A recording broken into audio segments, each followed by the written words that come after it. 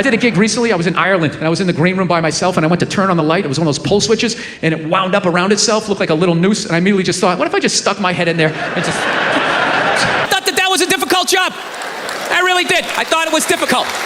But evidently, these mothers, they're bending over at the waist, putting DVDs into DVD players. He has been called fearless, reckless, brilliant, and dangerous, sometimes all in the same breath. Bill Burr is not just a comedian. He is a storm that rips through the polite fabric of society, tearing down walls of political correctness and leaving behind gasps, outrage, and reluctant laughter. For decades, his words have sparked conversations, ignited debates, and lit fires on stages across the world. But with every eruption of laughter, there has always been backlash, moments where his unapologetic voice clashed with the fragile nerves of a culture shifting beneath his feet. This is not just a story about jokes. It is about rebellion, about the thin line between humor and outrage, about what happens when a man refuses to bow, even when the world demands it. From fiery rants on marriage to unflinching takes on race, gender, and sacred institutions, Burr's comedy has been both weapon and mirror, cutting deep and reflecting truths many prefer to leave unspoken. Each time he steps on stage, he risks becoming the villain in someone's story, and yet, it is precisely in that risk where his power lies. Before we begin, take a moment to subscribe, to share, to join this journey into the raw, unfiltered, and often uncomfortable truth. Because once we step into Burr's world, there is no turning back. It began in dimly lit clubs where the air smelled of spilled beer and restless tension. Bill Burr didn't walk onto those stages with the charm of a polished entertainer. He stepped in like a fighter, daring the crowd to swing first. His voice cut through the haze, sharp, sarcastic, relentless. There was no safety net, no soft punchlines designed to win easy laughs. Every word carried risk, and Burr seemed addicted to that danger. Boston shaped him, a city where honesty was blunt, sarcasm was second nature, and toughness was currency. Burr absorbed that rhythm, translating it into comedy that sounded less like performance and more like confrontation. He wasn't simply telling jokes. He was pressing on nerves, dragging hidden frustrations into the open, peeling back the polite surface of everyday life. But that approach came at cost. In the early years, silence haunted him. Crowds would fold their arms, glare, and sometimes walk out. Managers warned him he was going too far. Fellow comics shook their heads, convinced he was burning bridges before they were even built. Yet Burr refused to soften. He leaned into discomfort, learning to weaponize it, turning tension itself into part of the show. The result was electric. His sets weren't always joyful, but they were unforgettable. Audiences left talking, arguing, unsettled, and that, Burr believed, was more valuable than safe approval. The fire in his comedy was not just laughter. It was confrontation. It was truth delivered with no filter, no apology. This was the beginning of Bill Burr's legend, a voice forged in rejection, sharpened in backlash, and set ablaze in the crucible of small, unforgiving stages. The fire had been lit, and soon, it would spread far beyond Boston. Every culture has its boundaries, the unspoken walls you are not supposed to touch. Religion, marriage, traditions wrapped in reverence. For most comedians, those walls were avoided, skirted around with caution. For Bill Burr, they were targets. He didn't just poke at sacred ground, he stormed right through it. His jokes about religion hit like thunderclaps. Where others whispered, Burr questioned openly. The contradictions in faith, the hypocrisies of institutions, the way belief could be weaponized. Audiences gasped. Some laughed nervously, unsure if it was allowed. Others bristled with anger, ready to dismiss him as disrespectful. Burr didn't flinch. He leaned into the tension, letting it hang, letting the discomfort build until laughter broke like glass under pressure. Marriage became another battlefield. He spoke of it not with romance, but with the brutal honesty of someone tearing down the illusion. To Burr, relationships were not fairy tales. They were arenas of conflict, compromise, and absurdity. His blunt reflections resonated with some and enraged others. Couples in the audience squirmed. Critics accused him of cynicism. Yet beneath the barbs was a strange honesty, the kind of truth people recognized but rarely admitted out loud. By choosing these untouchable subjects, Burr drew lines in the sand. He forced audiences to decide, laugh with him or recoil against him. The sacred was no longer safe. The untouchable was no longer protected. Burr had made the stage into a place where even the most revered ideas could be challenged, mocked, and stripped bare. For some, it was liberating. For others, it was offensive. But for Burr, it was comedy at its purest, fearless, dangerous, and impossible to ignore. The higher Bill Burr climbed, the louder the backlash grew.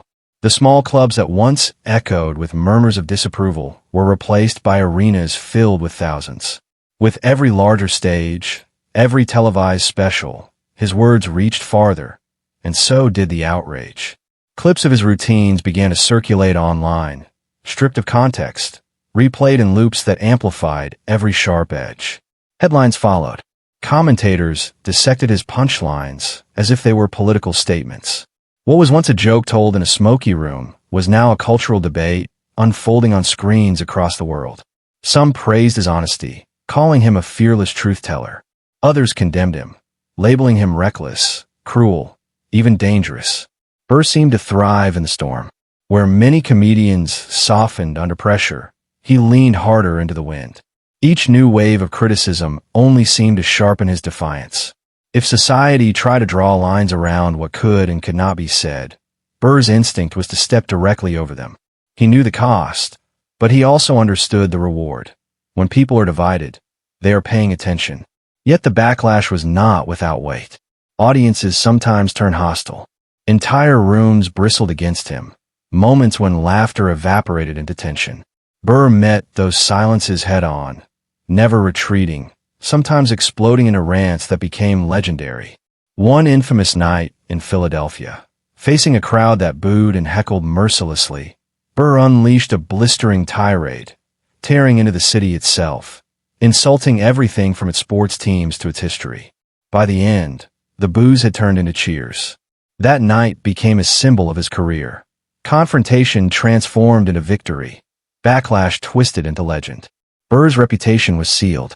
He was not just another comedian. He was the comic who could take hatred and turn it into fuel. The backlash years could have broken him. Instead, they built him. They proved that controversy was not his downfall, but his foundation.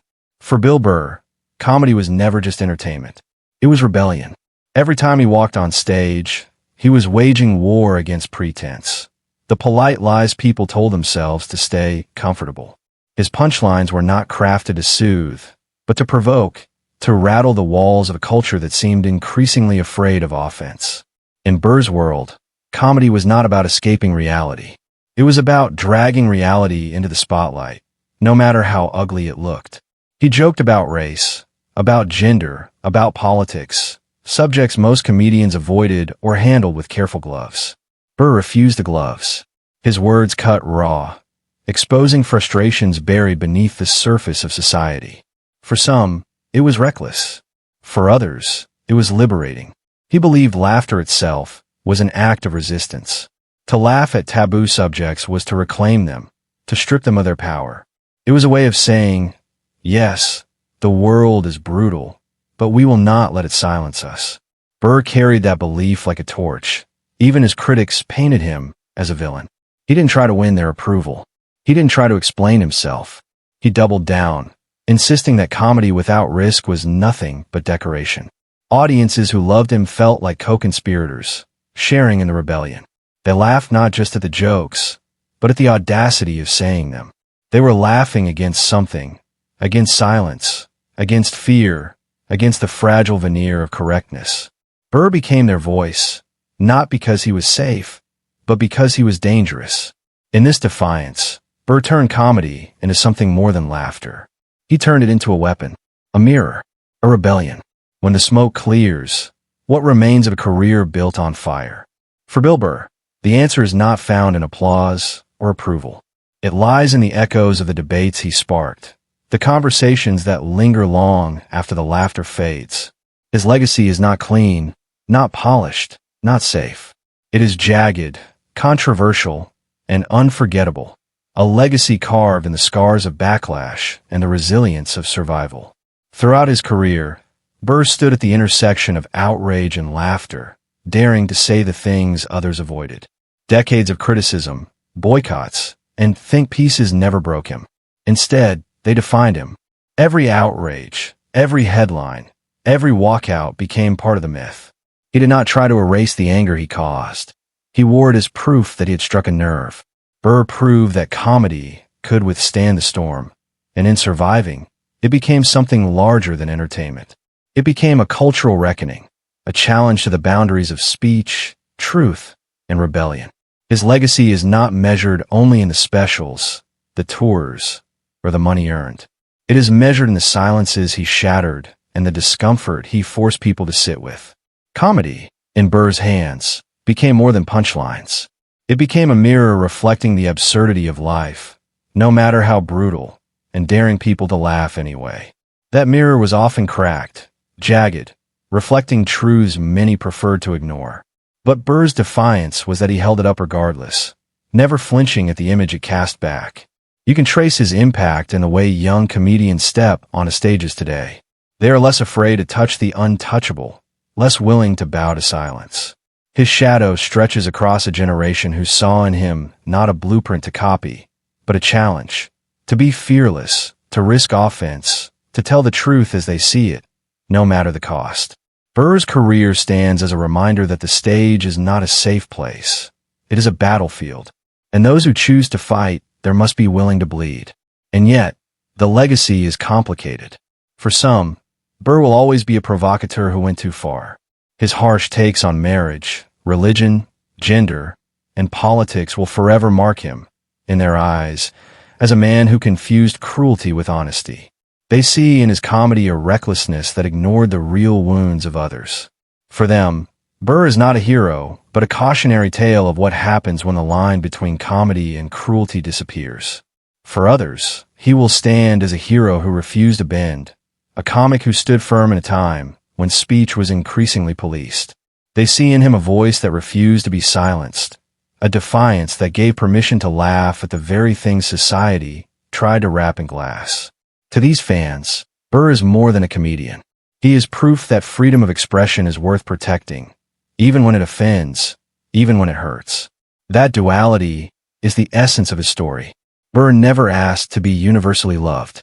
He never sought the middle ground or tried to shape himself into something more palatable. He was not trying to appeal to everyone. He was trying to be real. And in being real, he guaranteed division. His comedy was always going to create enemies, just as it was always going to create loyal defenders. He accepted that fate long before the world caught on. In the end, Burr's legacy is this: a reminder that laughter is not always safe, that truth is rarely comfortable, and that rebellion, spoken through a microphone, can echo louder than applause. He showed us that a comedian's role is not to bow, but to question, to provoke, to drag society into the uncomfortable spaces where its contradictions live. His career teaches us that comedy, at its best, is not a lullaby. It is an alarm clock. It wakes us up, whether we want it to or not. Bill Burr's fire still burns. It burns in the specials that live online, in the clips that continue to resurface and divide opinion, in the influence passed down to the next generation of comics. And it burns in the conversations that remain unsettled, the debates that continue to circle around his name. Was he reckless, or was he brave? Did he tear down, or did he reveal? Did he offend for the sake of cruelty, or did he risk offense to reveal truth? Those questions linger, unanswered, echoing into the future. Perhaps that is the point. Burr never wanted to resolve the argument. He wanted to start it. He wanted the tension, the discomfort, the clash of voices. In his world, the debate itself was proof that comedy still mattered. So his legacy is not a clean narrative tied with a bow. It is a wildfire, uncontrolled, untamed, still spreading across the cultural landscape. And it leaves us with one haunting question. In a world desperate for silence, was his refusal to shut up the very thing we needed most?